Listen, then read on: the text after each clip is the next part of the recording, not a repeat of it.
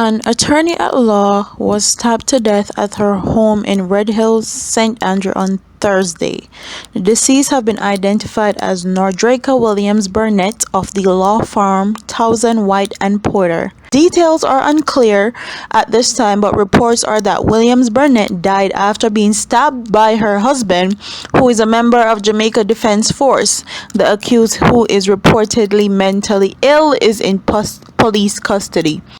Top counsel Christopher Townsend, one of the lead attorneys at law firm where Williams Burnett worked, is grief-stricken by the development. She was a valued member of the team and our close family member, Townsend told The Loop.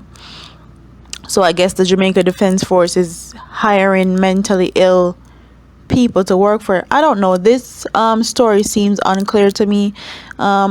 There's a lot more to be said and a lot more of this story to uncover, but this has been an ongoing thing where husbands or wives, or husbands I should say, Jamaican husbands, fiancés, boyfriends have been killing their partners. Comment what your thoughts are in the comment section. Do you think that there's more to this story? Like, comment, share, and subscribe. And do you think that the JCF or JDF is covering for their own, saying that he's mentally ill just so it doesn't look as bad on them? Anyways, like, comment, share, and subscribe, and I'll see you in the next one. Deuces.